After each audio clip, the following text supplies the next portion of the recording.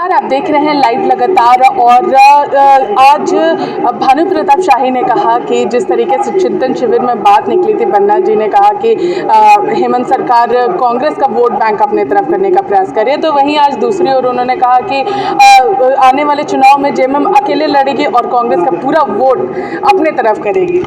भानु प्रताप शाही जी को इतनी गंभीरता से जेएमएम का प्रोटोकॉल मालूम है। मैं समझता हूं कि उन्होंने तो हाथ नहीं मिला लिया जेएमएम से। अगर जेएमएम की अंदरूनी कोर कमेटी की बात भानु प्रताप शाही को मालूम है तो इसका मतलब भानु प्रताप शाही जेएमएम में अंदर अंदर मिल चुके हैं। और भानु प्रताप शाही क्या बात करेंगे? भानु प्रताप शाही जी खुद बीजेपी को धोखा देके बीजेपी के से अलग होके जा चुके हैं, फिर बीजेपी को समर्थन दे चुके हैं, फिर बीजेपी में आ चुके हैं। दूसरा चीज, बीजेपी पार्टी खत्म करती है, जेवीएम खत्म किया बीजेपी ने, बाबूलाल मरांडी जी को सम्मान नहीं दिया बीजेपी ने।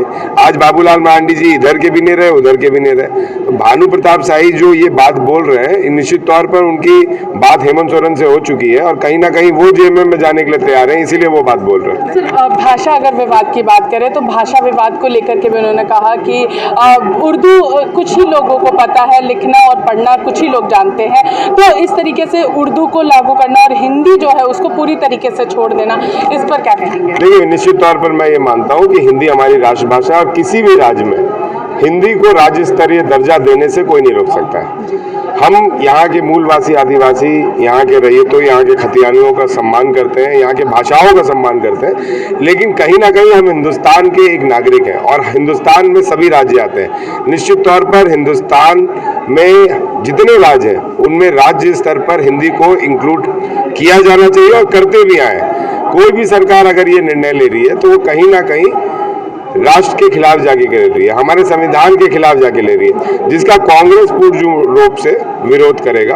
और हम लोगों ने मांग रखी है, आने वाले समय में हाई लेवल कमेटी बना के हम लोग ने मांग रखी है कि हिंदी को राज्य स्तर पर दिया जाए। मगही भोजपुरी को आपने धनबाद से हटाया, उसमें हम आपके साथ हैं, क्योंकि मगही भोजपुरी कभी भी धनबाद या बोकारो में जिला स्तरीय भाषा नहीं बना, लेकिन राज्य स्तर पर हम हिंदी को इंक्लूड कराना चाहते हैं, यही हमारी मांग है। सर, 1932 का खतियान की अगर बात करें तो उसको लेकर के एक लंबी रैली निकाली जा रही है, रथ यात्रा किया जा रहा है और मांग की जा रही है 1932 के खतियान को लागू करने के लिए झारखंड में। उस पर कांग्रेस का क्या मत है? सर देखिए, कांग्रेस का मत ये नहीं है, मैं पहले भी बोल चुका, बीजेपी ने 1985 लागू किया, उसके बाद एक कमेटी बनी, 1950 बोल दिया गया, फिर जो एक संस्था है वो 1932 लागू कर रहे हैं। किसी भी चीज़ का हल निकालना एक संविधान के तहत निकाला जाता है। आप कमेटी बना लें, कमेटी में विचार विमर्श कर लें, तब तो जाके पता चलेगा कि उसका कौन विरोध कर रहे हैं, कौन नहीं कर रहे हैं। झूठ मूठ का किसी सरकार को बदनाम करना कि ये सरकार, हेमंत सोरेन सरकार 1932 विरोधी है। अगर हेमंत सोरेन सरकार 1932 विरोधी है तो पूर्व में आजसू समर्थक बीजेपी थी, उन्होंने 1985 क्यों किया? उन्होंने 1985 क्यों किया? और आज के डेट में जो सब जितने भी नेता हैं वो सब आजसू का बोली बोल रहे हैं। आजसू खुद बीजेपी के समर्थन से पिछले सरकार में रह चुका है, सांसद का चुनाव लड़ चुका है और 1985 बीजेपी ने लागू किया। तो ये भी तो देखें कि भैया सत्ता में रहेंगे तो आरोप नहीं लगाएंगे और सत्ता के बाहर जाएंगे तो आरोप लगाना शुरू हो जाएगा। पहले कमेटी बनाइए, कमेटी में क्या विचार विमर्श होता है उस पर बात रखिए और फिर आपको पता चलेगा कि कौन सरकार 1932 विरोधी है, कौन सरकार 1985 विरोधी थी, कौन सरकार नियोजन के लिए विरोधी है। हमारी सरकार ने तो नियोजन नीति में तहत एक कैबिनेट में प्रस्ताव तो पास किया कि 75% हिस्सा लोकल को देना होगा, वहां पे स्थानीय लोगों को देना होगा।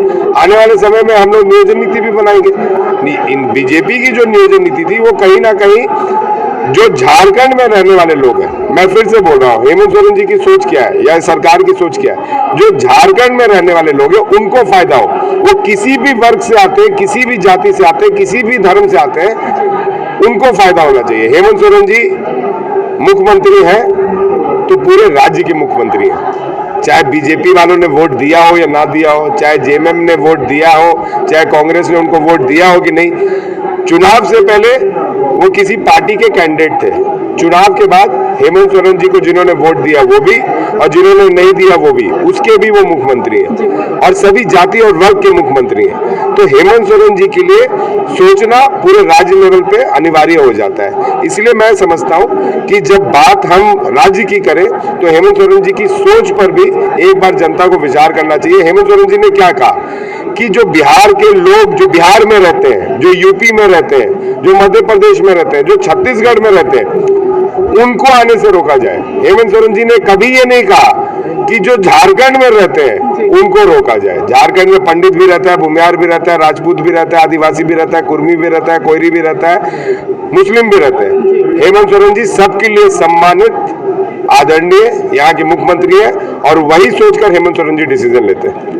तो ये थे हमारे साथ कुमार जयमंगल जी, और जिन्होंने सीधे तौर पे कहा कि जो हेमंत सरकार है वो पूरे राज्य की सरकार है और 1932 का खतियान हो या फिर भाषा विवाद हो, उसको एक कमेटी के जरिए बैठ करके और उस पर चर्चा होनी चाहिए, उसके बाद उसको लागू किया जाना चाहिए और कैसे लागू होगा उसमें उस चर्चा के दौरान पता चलेगा। इसी के साथ देखते रहिए लाइव लगातार। रांची से मैं पूजा, नमस्कार। न्यूज अपडेट के लिए आप हमारे चैनल को सब्सक्राइब करें। आप हमें फेसबुक और इंस्टाग्राम पर भी फॉलो कर सकते हैं। बने रहे लगातार.in के साथ।